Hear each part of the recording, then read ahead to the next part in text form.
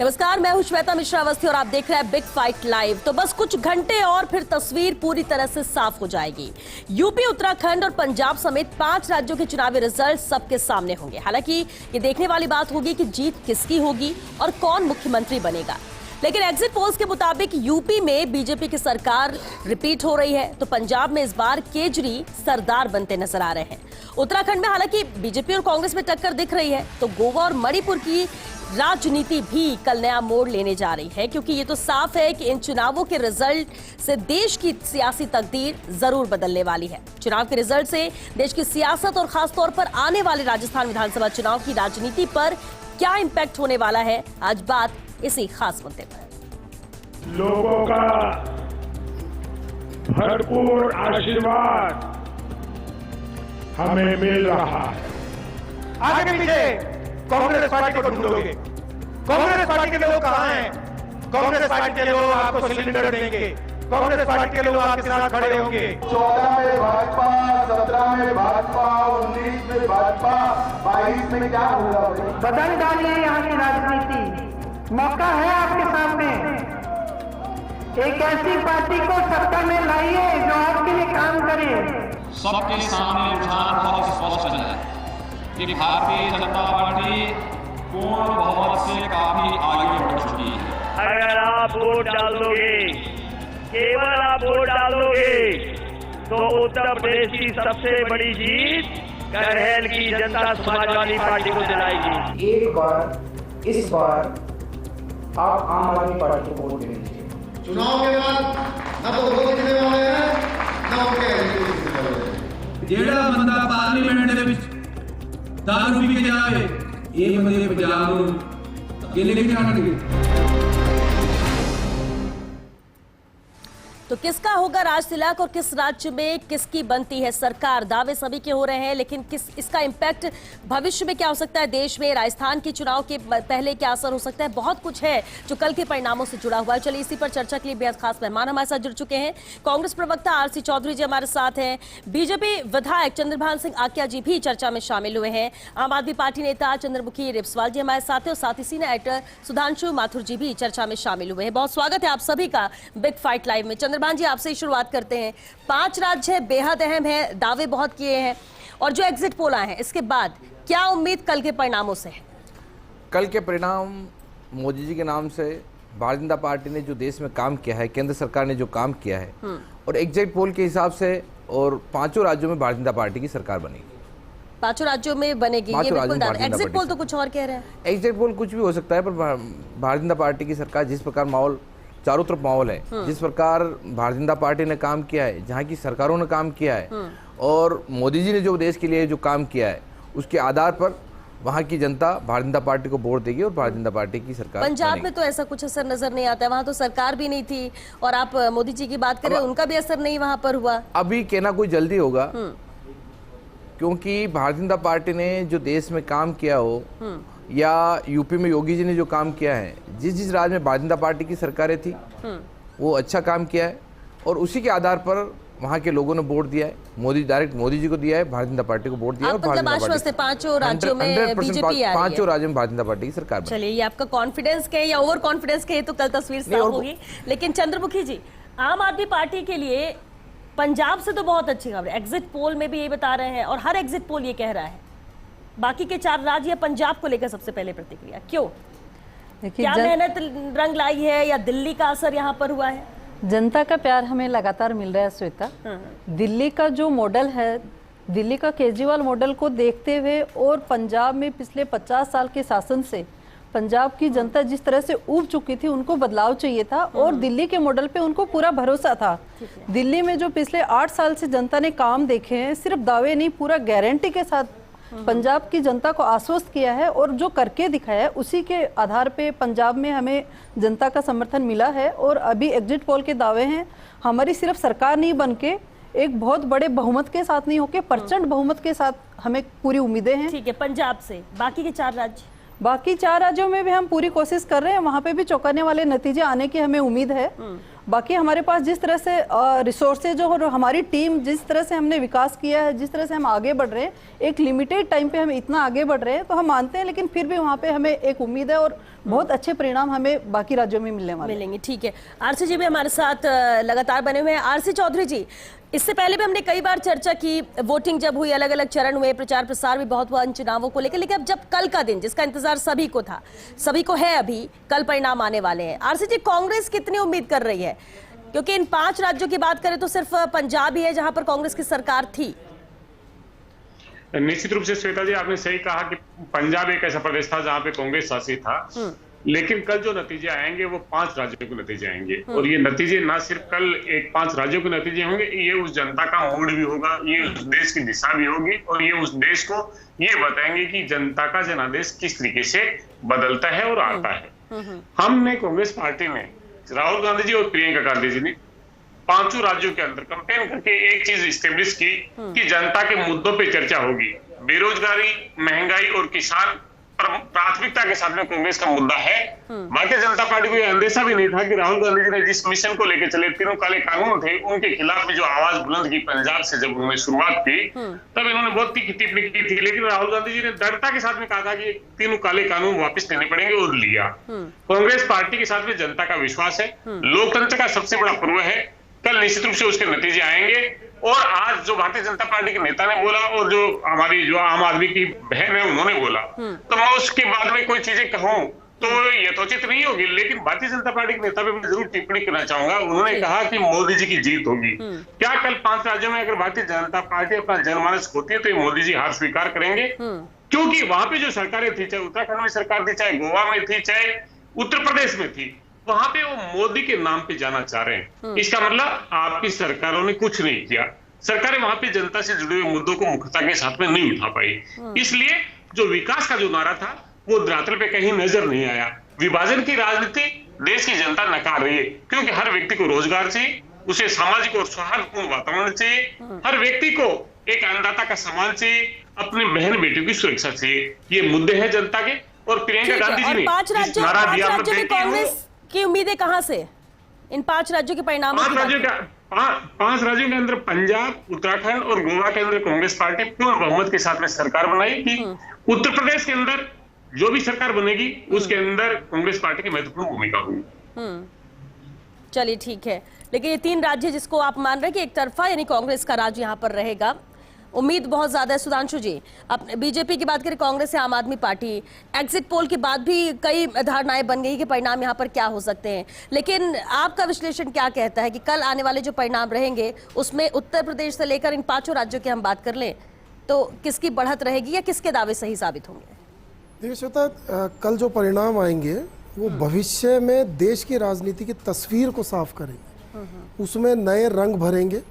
और हम एक एक राज्य से अगर चले कि जिस तरह से आम आदमी पार्टी का उदय हुआ, हालांकि अभी आम आदमी पार्टी शैशव काल में है और वो अपनी ग्रोथ कर रही है, लेकिन अगर जो आंकड़े अभी तक सामने आए, कल जो पोस्ट पोल सर्वे आए हैं, अगर उनको हम सही मान लें तो आम आदमी पार्टी अगर दिल्ली से निकलकर पंजाब तक पहुंचती है तो मुझे लगता है कि ना सिर्फ आम आदमी पार्टी का विस्तार होगा, बल्कि इस देश के अंदर एक नया विकल्प के तौर पर आम आदमी पार्टी मतदाताओं के सामने खड़ी होगी।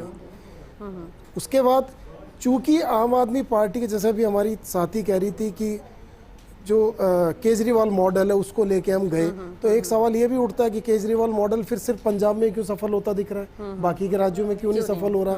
लेकिन मुझे लगता है कि शायद अरविंद केजरीवाल पंजाब के लोगों को अपनी बात जो है, अपनी बात से कनेक्ट करने में हो सकता है सफल हो गए हों, इसलिए वहां पर जो है वो ये दावा कर रहे हैं और सर्वे बता रहे हैं कि इनकी सरकार आ सकती है या ये सिंगल लार्जेस्ट पार्टी वहां हो सकते हैं। लेकिन इस देश की राजनीति का जो असली राजमार्ग है वो उत्तर प्रदेश है, बिल्कुल। और इस देश की राजनीति उत्तर प्रदेश से होकर निकलती है, तो सबकी नज़र, पूरे देश और दुनिया की नज़र उत्तर प्रदेश में रहेगी।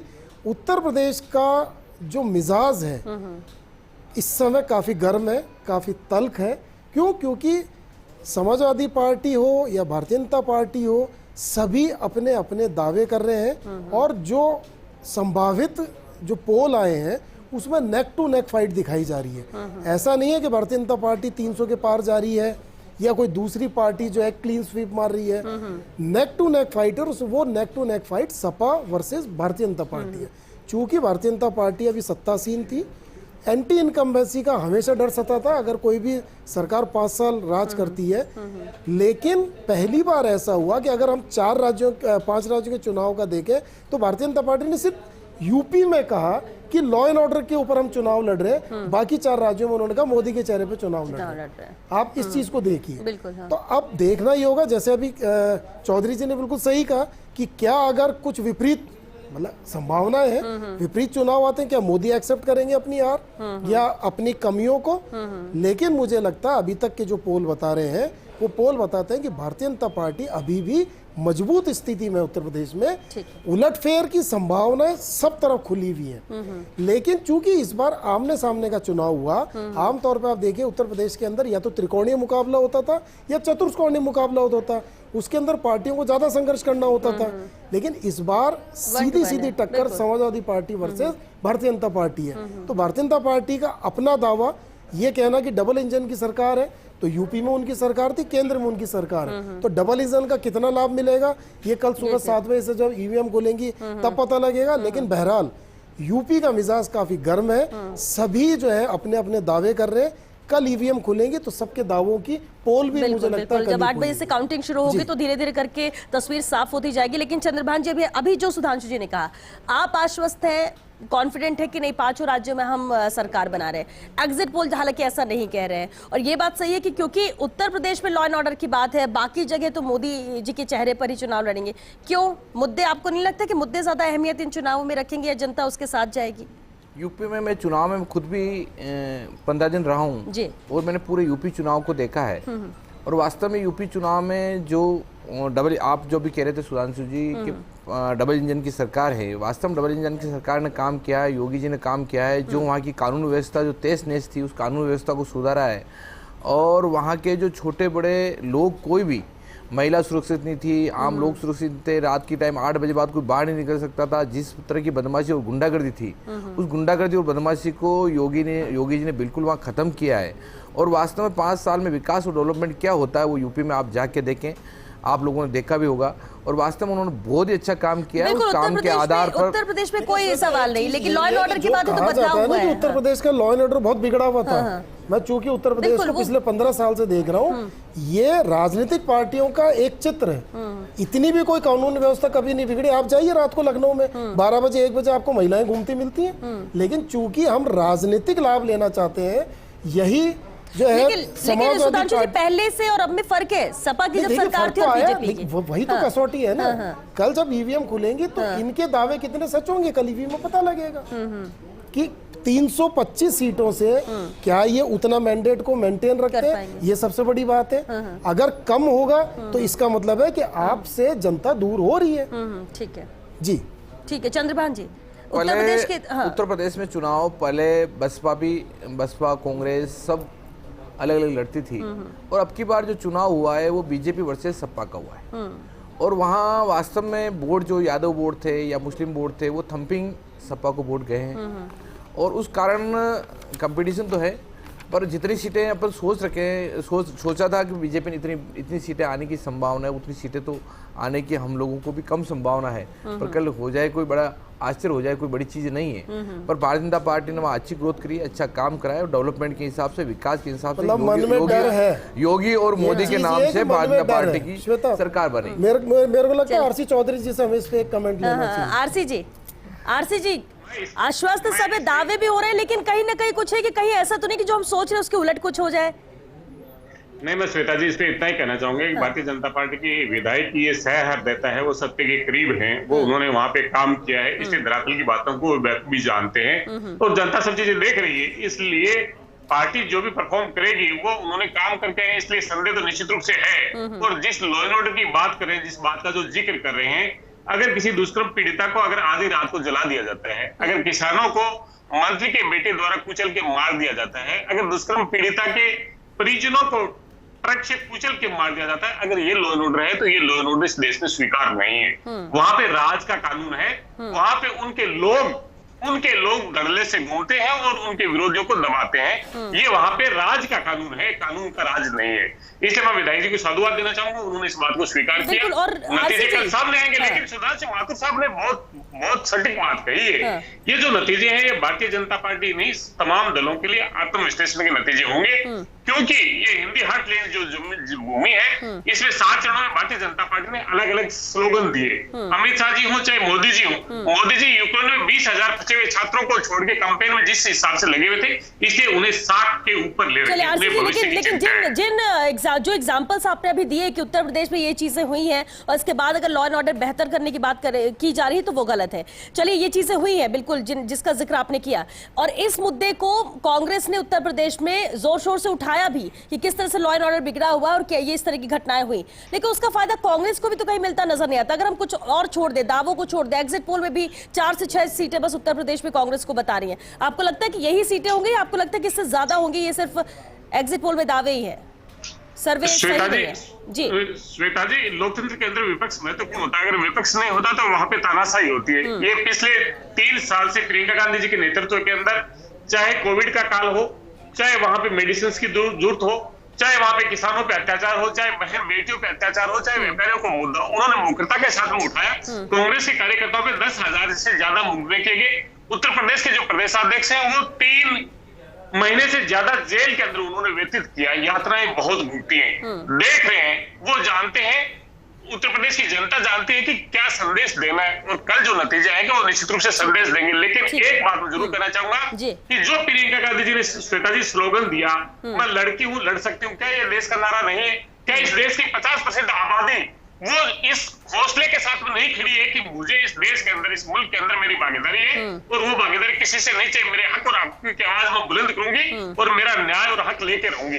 5 किलो अनाज नहीं, मैं 5 किलो अनाज देने वाला बनना चाहता हूँ। ये प्रियंका गांधी जी ने पैदा किया। बिल्कुल, ये नारा कहीं ना कहीं लड़कियों को भी मोटिवेट कर रहा था वहां पर, जिस तरह से उत्तर प्रदेश में नजर आया। जी, प्रियंका जी ने वहां पे जैसे जाके यूपी में नारा दिया, मैं लड़की हूँ, लड़ सकती हूँ, लेकिन राजस्थान में जो अपनी न्यूज़पेपर्स की आए दिन 5-5, 6-6 न्यूज ऐसी होती हैं, हर दिन कहीं ना कहीं किसी कोने में बहुत सारी महिलाएं प्रताड़ित होती हैं, किसी के साथ रेप का हो रहा है, किसी के साथ पारिवारिक प्रताड़ना हो रही है, कहीं समूह में नहीं आई इन मुद्दों को, तो वो यहाँ पे क्यों नहीं लड़ सकती हैं? वहाँ पे सिर्फ चुनावी मुद्दे में ही मुद्दा बनाने के लिए वो लड़ सकती हैं, हकीकत में क्यों नहीं लड़ सकती हैं? हाँ, मैं निश्चित रूप से मेरी बहन का मैं जवाब देना चाहूंगा। मेरी बहन क्या चाहती है? क्या दुष्कर्म पीड़िताएं हैं वो अत्याचारियों के मनसूबों के आगे हार जाए और मुकदमा दर्ज नहीं करे? क्या राजस्थान की पुलिस उनके मुकदमा दर्ज नहीं करे? क्या उत्तर प्रदेश की तरह जो दुष्कर्म पीड़िता है उसको आधी रात को पुलिस के पहरे में जला देना चाहिए? क्या आप उसे कानून मानते हैं? अगर कहीं पे भी ऐसा अत्याचार हुआ है तो प्रियंका गांधी जी और राहुल गांधी जी उसके साथ में खड़े हुए। इस देश की कहीं से भी बेटी के ऊपर अगर हाथ पे डालने का प्रयास किया गया है, जी ठीक है। इस पर चंद्रभान जी कुछ कह रहे थे। हाँ, जो कानून व्यवस्था जो राजस्थान में बिगड़ी है, 3-3.5 साल में कानून व्यवस्था, जो मेरी बहन चंद्रवती जी ने कहा है, वास्तव में कानून व्यवस्था बिल्कुल तहस नहस है। थाने में आए दिन थाने में चोरी हो रही है, थाने में गुंडागर्दी हो रही है, थाने में फायर हो रहे हैं, और हमारी बहनें कहीं पे भी सुरक्षित नहीं है। आज की तारीख में किसी भी दिन का कोई भी न्यूज़पेपर आप उठा के देख लो, मतलब कि किसी भी राज्य में, राजस्थान की बात करूं, राजस्थान में जिस प्रकार कानून व्यवस्था तहस नहस हुई है, वो बिल्कुल ही हालत खराब है। यहाँ प्रियंका जी आए, प्रियंका जी को पूछा भी था, लेकिन क्योंकि 5 राज्यों के जो परिणाम है उसमें राजस्थान कल नहीं है, हम इन 5 राज्यों पर फोकस करते हैं और चर्चा हम इस पर भी आगे जारी रखेंगे। राज तिलक कल किसका होगा, चर्चा इसी पर है कि आखिर कितने दावे किए जा रहे हैं और किसके दावे सच साबित होंगे। लेकिन बहुत सारे ऐसे पैरामीटर्स भी पार्टियों ने तय किए कि जिस आधार पर मानती है कि वो जीत कर आ रही हैं। चलिए चर्चा को आगे बढ़ाते हैं। चंद्रमुखी जी, पंजाब को लेकर बात हो रही थी और पंजाब इसलिए भी चर्चाओं में है क्योंकि बीजेपी, कांग्रेस नहीं, आम आदमी पार्टी सरकार बनाने जा रही है, ऐसा एग्जिट पोल्स भी कह रहे हैं। आम आदमी पार्टी शुरुआती दौर से ही दावे कर रही थी, लेकिन सबसे अहम ये कि इसकी वजह क्या? आपने कहा कि दिल्ली में इतना अच्छा काम किया है और कनेक्ट हम पंजाब के लोगों से हो सके, उन्होंने भरोसा जताया है। दूसरी एक वजह तो ये भी नजर आती है कि कांग्रेस के अंदरूनी तौर पर ही बहुत सारे पिछले 6 महीने चुनाव के पहले इतने बदलाव देखने को मिले, तो वो भी एक कहीं ना कहीं फायदा आम आदमी पार्टी को मिला। देखिए, इसको नकारा नहीं जा सकता है। लोगों में इस चीज़ को समझ तो है कि आप कांग्रेस को वोट देंगे तो भी उनका नुकसान है। पिछले 5 साल में उन्होंने जो करना था करके दिखा दिया। 4.5 साल तक अमरिंदर सिंह जी ने किया है, 111 दिन का चन्नी जी ने 111 दिन में जो कमाल किया है उसका तो जनता सोच भी नहीं सकती है। तो ये इसका तो अहम रोल रहता ही है, पर जनता को क्या है, जनता को जो आपकी बेसिक ज़रूरत है, अब कांग्रेस है दावे करती है किसानों के कर्जे माफ करेंगे। आप कितनी बार भी कर्जे माफ कर देंगे, जब तक आप कमाने लायक नहीं बनाएंगे जिंदगी भर वो कर्जे में रहेंगे। लेकिन केजरीवाल जी ने जो शुरुआत की है लोगों में शिक्षा की जागरूकता जो है, लोगों को शिक्षित करना, रोजगार, उनको शिक्षा भी दिल्ली में इस तरह की है कि बच्चों को जो बिजनेस, यानी दिल्ली का एक जो मैप सेट कर दिया है आम आदमी पार्टी ने, और हर कोई राज्य, पंजाब भी सोच रहा है कि अब दिल्ली की तरह काम पंजाब में होगा, इसलिए जनता ने आम आदमी पार्टी को चुना। लेकिन कितना फायदा, क्या आम आदमी पार्टी ने जो एक तरह से कैसे कि ग्राउंड तैयार करने की कोशिश की पंजाब में, उसका फायदा, या कांग्रेस ने जिस तरह से अपना नुकसान किया उसका फायदा आम आदमी पार्टी को? देखिए, कांग्रेस ने जो खुद का नुकसान किया उसका एडवांटेज आम आदमी पार्टी को मिल रहा है। इसलिए मिल रहा है कि वहां पर जो अन्य दल हैं वो या तो पहले राज कर चुके या फिर उनका गठबंधन इस बार ढीला रहा और उसने सीधा सीधा लाभ दिया आम आदमी पार्टी, क्योंकि आम आदमी पार्टी ने अच्छे तरीके से वहां पे प्रचार करके अपना आप को प्रचार में स्थापित किया और लोगों में एक विश्वास जगाने की बात करी। इनका एक प्लस पॉइंट यह रहा कि उन्होंने वहां के लोकल आदमी को मुख्यमंत्री का चेहरा घोषित किया, उसका लाभ मिला। हालांकि जो मीडिया है वो कहता है कि उसका लाभ नहीं मिल रहा है, लेकिन मुझे लगता है उसका लाभ मिलेगा और इसलिए आम आदमी पार्टी पर अगर ये कहा जा रहा है कि वो सरकार बना सकती है तो एक उसका फायदा रहेगा। नंबर दूसरा, जिस तरह से किसान आंदोलन हुआ और किसानों का जो आंदोलन था वो दिल्ली तक आया। दिल्ली में आम आदमी पार्टी की सरकार थी, वहां पर केंद्र सरकार भी बैठती है। केंद्र सरकार ने किसानों को दबाने का प्रयास किया और आम आदमी पार्टी ने देश के किसानों को दिल्ली में सहायता दी, उनको खाने को दिया, उनको रहने की जगह दी, उनको सुविधाएं दी। तो कहीं ना कहीं किसानों के मन में आम आदमी पार्टी के प्रति एक जो आदर भाव आया उसका एडवांटेज भी इस चुनाव में मिला। क्यों? क्योंकि मैं दिल्ली से भी आता हूं और दिल्ली में मैंने उस आंदोलन को बहुत अच्छे तरीके से देखा कि किस तरह से किसान जो है दो सरकारों के बीच में पिस रहे थे और दिल्ली केंद्र था और पंजाब, हरियाणा, राजस्थान, यहाँ का किसान सबसे ज्यादा जो है मोबिलाइज होके वहां पहुंचा था दिल्ली में। तो आम आदमी पार्टी ने जो उस समय मरहम लगाने का काम किया उसका उसने माइंडसेट को बदला है माइंडसेट पंजाब में। लेकिन यूपी में चूंकि जैसे मैंने पहले भी कहा कि अभी शैशवकाल में पार्टी है, एकदम विस्तार नहीं कर सकती है, धीरे धीरे अपना विस्तार कर रही है। लेकिन अगर ये अनुमान सही हुए, जैसे मैं पहले भी कह रहा हूँ और अभी भी कह रहा हूँ कि फिर 2024 में इस देश में एक विकल्प के तौर पर आम आदमी पार्टी उभरेगी जो दूसरी पार्टियों के लिए कहीं ना कहीं चैलेंज हो। बिल्कुल, और यही सवाल चंद्रभान जी आपसे भी रहेगा कि चलिए परिणाम तो 5 राज्यों के आ रहे हैं, आप भी जाएंगे, साफ हो जाएगी तस्वीर कल दोपहर तक कि कहां पर किसकी सरकार बने, लेकिन इन 5 राज्यों के परिणाम देश के भविष्य में, देश की राजनीति पे क्या असर डालेंगे आने वाले वक्त में? यूपी बहुत बड़ा देश का बहुत बड़ा राज्य है और वास्तव में यूपी को ये देखा जाता है यूपी की जहाँ सरकार बनती है वो केंद्र सरकार पे बहुत बड़े निर्भर करती है और आने वाले दिनों में यूपी, वास्तव में यूपी बहुत बड़ा निर्भर करेगी और आने वाले दिनों में यूपी में जो लग रहा है, एग्जिट पोल से लगो, हम सब लोगों की सर्वे से लगो, भारतीय जनता पार्टी की सर्वे से लगो, हम सब लोग लगे उन सर्वे के हिसाब से लगता है क्या कंफर्म है कि भारतीय जनता पार्टी की वहाँ सरकार बनेगी और आने वाले दिनों 2024 में भारतीय जनता पार्टी की केंद्र में वापस सरकार बनेगी। ठीक है, उसी जो बहुमत 2017 में आया था, आप वो बहुमत वापस ला पाएंगे? एक सवाल ये भी है। बहुमत की बात तो 300 पहले से ज़्यादा भी हो सकता है, कम भी हो सकता है, इतना अपन कंफर्म नहीं कह सकते, पर भारतीय जनता पार्टी के अच्छे बहुमत से भारतीय जनता पार्टी की सरकार बनेगी। जैसे कि आप 15 दिन रह के काम करके आए तो आपने भी कुछ ग्रास रूट लेवल पर कोई महसूस तो सरकार अगर 5 साल रहती है तो जो नेगेटिव पॉजिटिव पॉइंट काफी आते हैं और उस आधार पर ये तो कंफर्म है कि भारतीय जनता पार्टी की सरकार बनेगी। बहुमत पहले से अच्छा भी आ सकता है, छोटा मोटा कमजोर भी रह सकता है, भारतीय जनता पार्टी की सरकार बनेगी। जिस तरह से बता रहे हैं और जिस तरह से रिएक्शन आ रहे हैं कोई नहीं है, होती है स्वीकार करने में परिणामों को, लेकिन समझ कोई परिणामों को स्वीकार करने में कोई दिक्कत नहीं है। मैं आपको कल की लैंग्वेज बताया तो जनता जनार्दन है, जो पार्टियां हारेंगी वो कहेंगे कि जनता के निर्णय को हमने स्वीकार कर लिया। अभी तक सबके दावे हैं सरकार बनाने के, जीत के, लेकिन कल सभी का ही जो है जीतेगा सिर्फ एक पार्टी, लेकिन बाकी पार्टियों का ये होगा कि जनता का निर्णय हमने स्वीकार कर लिया और हमने जो कमियां हैं उसको हम आगे देखेंगे। आप देखिएगा कल ज्यादातर पार्टियों का यही जो आरसीजी का रुख करें। लेकिन चंद्रमुखी जी, ठीक है, आम आदमी पार्टी की मान लीजिए सरकार पंजाब में बन जाती है और ये 5 राज्यों में क्लियर भी हो जाएगी तस्वीर, लेकिन इन परिणामों का राजस्थान में आपको क्या लगता है क्या असर होगा? क्योंकि अगर हम पंजाब की बात करें तो कांग्रेस की कमान हरीश चौधरी जी के हाथ में थी, वहां पर प्रभारी, इधर गजेंद्र सिंह शेखावत को कमान सौंपी गई थी बीजेपी की पंजाब में, कहीं ना कहीं इनडायरेक्टली सही लेकिन राजस्थान की मौजूदगी पंजाब में रही है। 5 राज्यों के परिणाम का इम्पैक्ट राजस्थान में क्या होने वाला है? श्वेता, मैं बताऊं आपको, पुरानी चीजें शिफ्टिंग करके इधर उधर करके हम एक्सपेरिमेंट करते रहते हैं, ये नहीं तो वो नहीं तो ये चलता रहता है, लेकिन कुछ भी नया स्थापित करना है तो जनता वो रिस्क लेने से पहले सोचती है।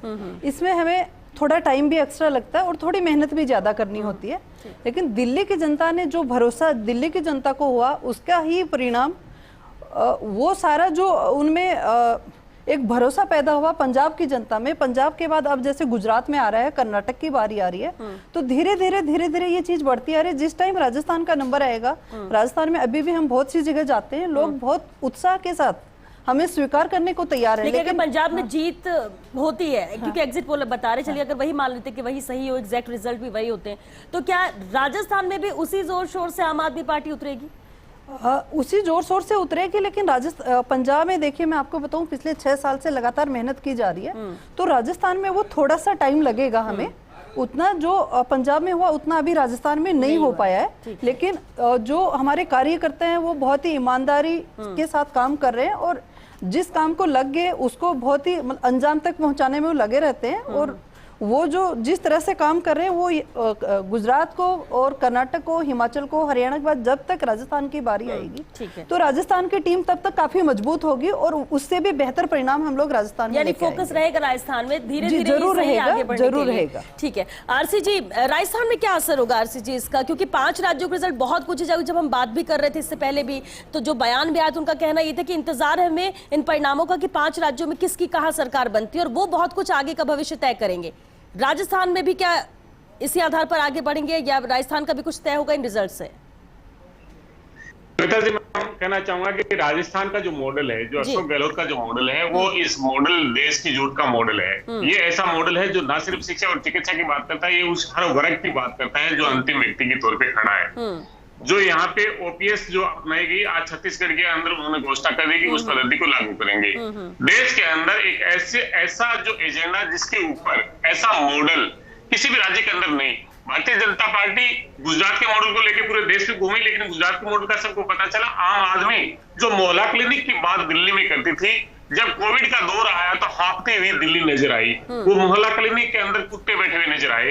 इसलिए मैं सोचता हूं कि दूर बैठे हुए लोगों को स्वप्न दिखाया जा सकता है, लेकिन जब आप बजट के अंदर घोषणाएं करते हैं, बजट में जब प्रावधान करते हैं, एक स्कूल के अंदर जाके उसको मॉडल स्कूल के तौर पे बनाए, यहाँ पे 1200 अंग्रेजी माध्यम विद्यालय बनाए। ऐसा देश का पहला राज्य है जहाँ पे किसी व्यक्ति को अपने स्वास्थ्य को लेकर चिंता नहीं करना है। ऐसा पहला राज्य है, चाहे पीडीओ चाहे पूछना चाहूंगी, आज पत्रिका आपने यदि पढ़ा होता तो आप देखते उसमें दिल्ली का जो शिक्षा मॉडल है, पत्रिका ने पूरा हाफ पेज कवर करके दिया हुआ है। उसमें दिल्ली के शिक्षा मॉडल को जिस तरह से बताया गया है, जिस तरह से समझाया गया है। एक मिनट ठीक है आरसी जी सुनिए, आप मेरी बात सुनिए। आरसी जी चंद्रमुखी जी नहीं बोल रही, लेकिन आपने जो जिक्र किया ओपीएस का, इसी पर एक सवाल जरूर करेंगे। ओपीएस का क्योंकि पहला राज्य राजस्थान बना और आज छत्तीसगढ़ ने, दोनों जगह कांग्रेस की सरकार, एक बड़ा फैसला, बड़ी घोषणा बजट में की गई। आपको लगता है कि इस बड़ी घोषणा के बाद इन दोनों राज्यों ने जो फैसला लिया उसके बाद दूसरे जो भाजपा शासित राज्य उनमें भी कहीं ना कहीं दबाव होगा इसे लागू करने का? श्वेता जी, मैं ये कहना चाहता हूं कि लोकतंत्र के अंदर लोकतांत्रिक सरकारों को जनता के प्रति जवाबदेह होना पड़ता है, संवेदनशीलता के साथ में उनके मुद्दे सुनने पड़ते हैं। यहाँ पे अशोक गहलोत जी ने जब बजट बनाया, वो घर में बैठ के बजट नहीं बनाया, उससे पहले कई सत्र के दौर की वार्ता की। कांग्रेस के जो पीसीसी एआईसीसी के सदस्य, संगठन के लोग हैं जो जनता के बीच में विधायक रहते हैं, उनसे राय मशुरा करके इतना लोक कल्याणकारी बजट दिया। भारतीय जनता पार्टी अफसर्स के साथ में बैठ के अपने विधायकों सांसदों से बात नहीं करके अंदर बैठ के बजट बनाती है।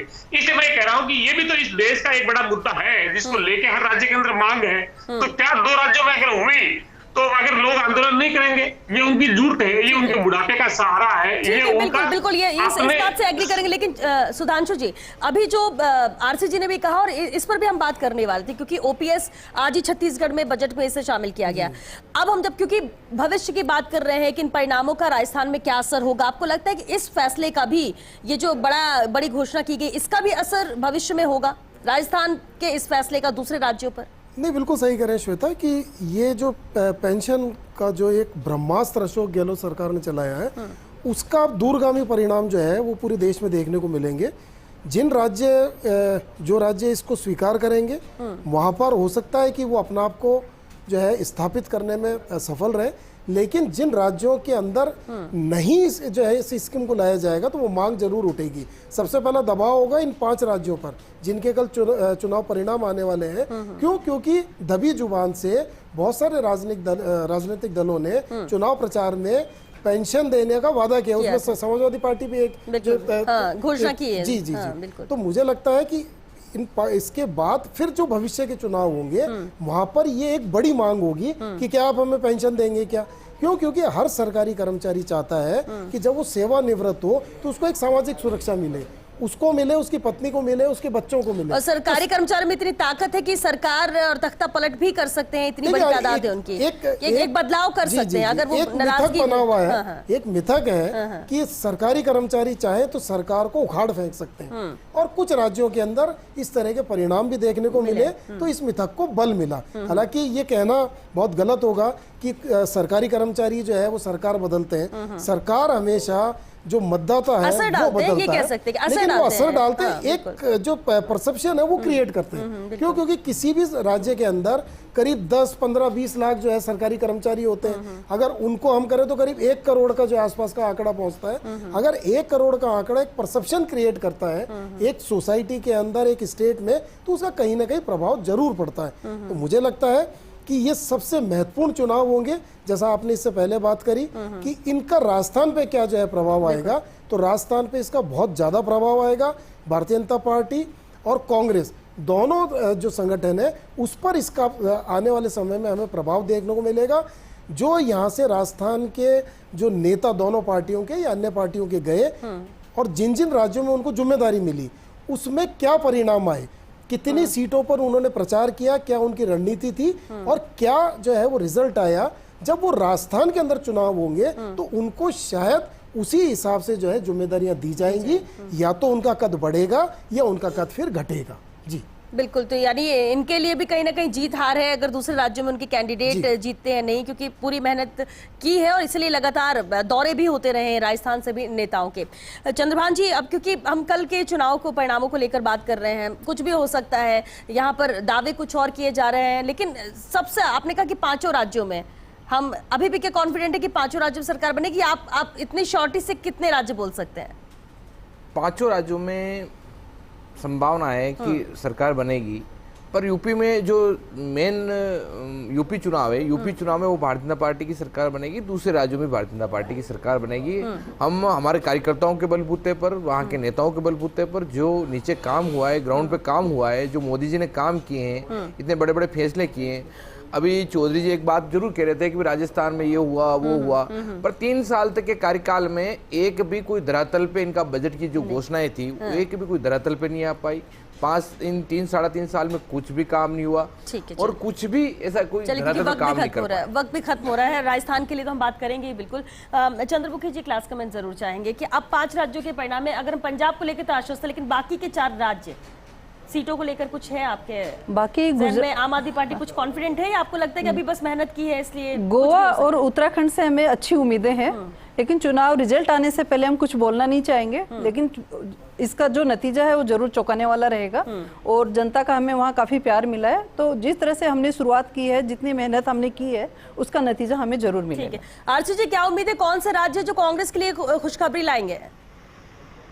श्वेता जी, पंजाब, उत्तराखंड और गोवा के अंदर कांग्रेस की सरकार बनेगी। मणिपुर और उत्तर प्रदेश के अंदर, मणिपुर के अंदर कांग्रेस लीडिंग पार्टी रहेगी। उत्तर प्रदेश के अंदर कांग्रेस पार्टी ने अपना बड़ा स्ट्रक्चर खड़ा किया और लोगों के दिलों के अंदर एक स्थान बनाया है और उसकी जो स्थान है उसी की वजह से जो भी सरकार बनेगी उसके अंदर कांग्रेस की महत्वपूर्ण भूमिका होगी। मैं इस उम्मीद के साथ में और इतना सुधांशु जी की बात को फिर दोहराना चाहूंगा, क्योंकि कल हम आपके चैनल पे बैठेंगे, आप ही तक प्रश्न पूछेंगे।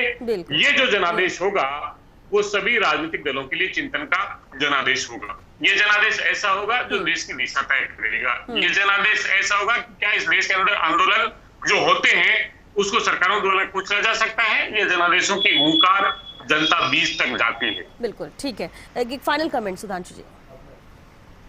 देखिए कि बस अब काउंटडाउन जो है वो खत्म होने वाला ही है और मुझे लगता है कि इन चुनाव के परिणाम का असर केंद्र सरकार भी पड़ेगा, क्योंकि जिस तरह से प्रधानमंत्री नरेंद्र मोदी, अमित शाह, जेपी नड्डा और पूरा जो कोर टीम है केंद्र सरकार की, भारतीय जनता पार्टी की, उसने उत्तर प्रदेश में अपनी पूरी ताकत झोंकी थी। उत्तर प्रदेश में अगर 250 के पार सीटें आती हैं तो ये माना जाएगा कि इनकी मेहनत सफल रही, लेकिन अगर 250 से कम सीटें आएंगी तो भाजपा के लिए कहीं ना कहीं चिंतन शिविर लगाने की बेहद जरूरत होगी। और इसी तरह से अगर हम कांग्रेस की देखें तो उत्तर प्रदेश चुनाव पूरी तरह से कांग्रेस ने जो है वो प्रियंका गांधी के नेतृत्व में लड़ा। क्यों? क्योंकि इस बार राहुल गांधी ने अपना आप को पीछे रखा। जिस तरह से नारा आया, लड़की हूं लड़ सकती हूं, देखना होगा कि प्रियंका गांधी का नारा और उनकी मेहनत कांग्रेस को कितना खड़ा कर पाती है, क्योंकि 2017 में 7 सीटें आई थी। अगर 7 से ज्यादा सीटें आती हैं या वोटों परसेंटेज बढ़ता है तो प्रियंका की मेहनत को जो है वो एप्रिसिएशन मिलेगा। अगर उससे कम आता है तो ये माना जाएगा कि उत्तर प्रदेश में कांग्रेस की जमीन पूरी तरह से खिसक चुकी है। जी चलिए, बहुत शुक्रिया आप सभी का इस चर्चा में शामिल होने के लिए। तो देखिए, राज तिलक तो होगा कल, लेकिन किसके सर जीत का सहरा बनता है, कौन पास होता है, कौन फेल होता है, किसके दावे यहाँ पर सही साबित होते हैं, क्योंकि बहुत सारे ऐसे दिग्गज हैं जिनकी साख भी दांव पर लगी है इन चुनाव परिणामों के तहत। कल तस्वीर साफ हो जाएगी और उसके बाद भी विश्लेषण जरूर यहाँ पर होगा कि आखिर कौन जीता, कौन हारा, या क्यों जीता, या कौन सी ऐसी चीजें थी जो साथ आई और इसलिए जीत मिल सकी है। बहुत कुछ है और कल सुबह 7 बजे से फर्स्ट इंडिया के साथ भी लगातार आप बने रहिएगा, क्योंकि पल पल की जानकारी, हर एक परिणाम को सबसे पहले हम आप तक पहुंचाएंगे और फिर देखेंगे शाम तक में कि आखिर कौन यहाँ पर जीत जाता है। और सबसे बड़ी बात यह है कि दावे जिसके भी यहाँ पर साबित हो, लेकिन ये 5 राज्यों के परिणाम आगे का भविष्य देश का जरूर तय करने वाले और राजस्थान पर भी इसका बहुत गहरा असर जरूर होगा। चलिए फिलहाल आज के लिए बिग फाइट लाइव में इतना ही, दीजिए इजाजत, नमस्कार।